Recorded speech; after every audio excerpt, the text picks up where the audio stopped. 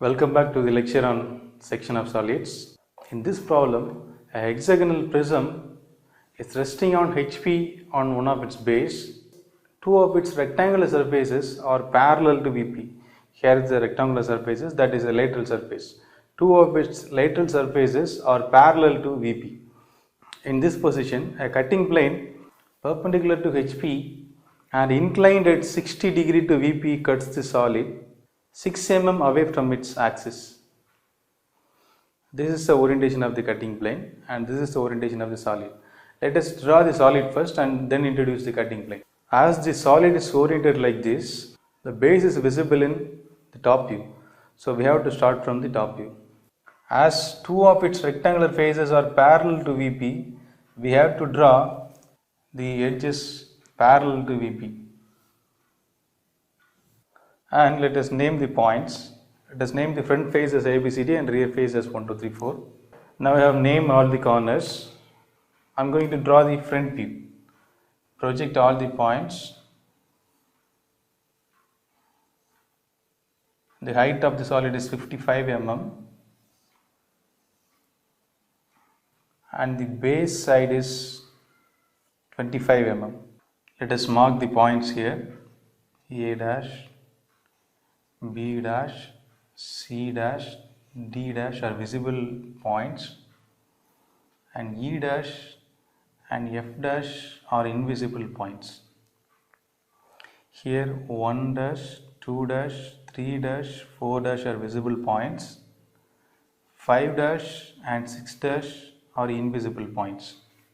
Ensure that we have drawn everything using thin line up to this step.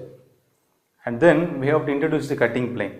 The cutting plane is inclined at 60 degree to VP and it is perpendicular to HP. And if the cutting plane cuts like this, we can see the section view in the front view, and in the top view we can see the cutting plane like a line, like this. Right? So we have to locate the cutting plane in the top view like a line, and we will get the section view in the front view.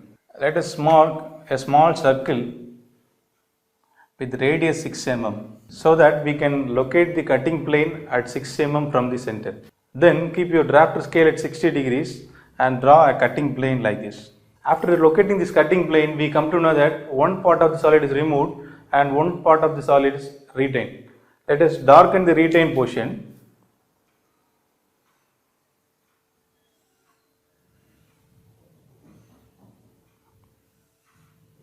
Right, now I have darkened the retained portion and left the removed portion as thin lines.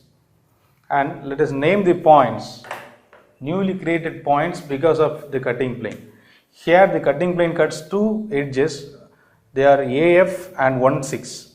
So AF is in the top and 1/6 in the bottom. Here the cutting plane cuts two edges, CD is in the top and 3/4 is in the bottom. And let us name the 2 points in the top and 2 points in the base. I am naming the top edges in the top face as P and Q and naming the points in the bottom face as R and S. And now I am transferring the cut points to the front view.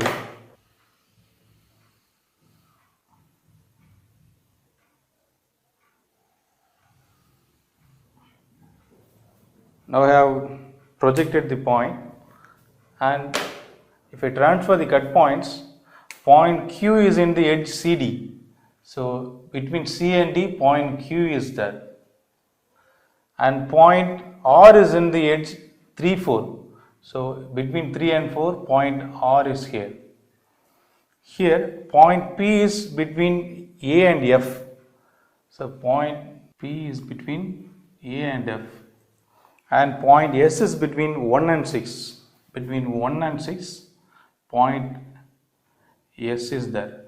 So now we got the section P, Q, R and S. Now let us see, this portion is removed, that is beyond this P point there is no edges. A1 is removed and B2 is also removed. The portion which is left to the PS is removed.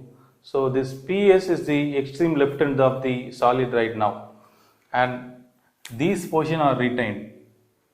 The portion which is in the right hand side of the solid is retained and a small portion in the left is removed, that is AP1S is removed. Now we have to see which is the sectional area. Here between P and Q there is a section, newly exposed surface. So the newly exposed surface should be bounded. The boundary of the newly exposed surface is this, and inside the newly exposed surface we have to hatch.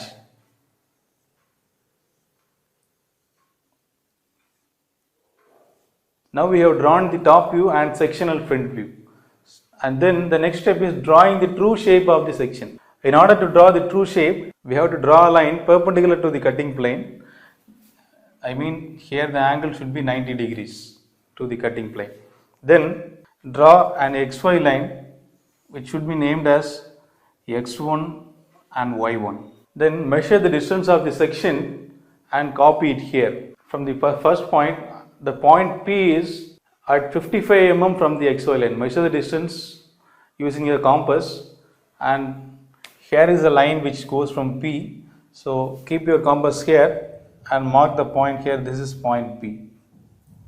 Similarly, measure the distance of the point Q from XY line and draw it from X1 Y1 line.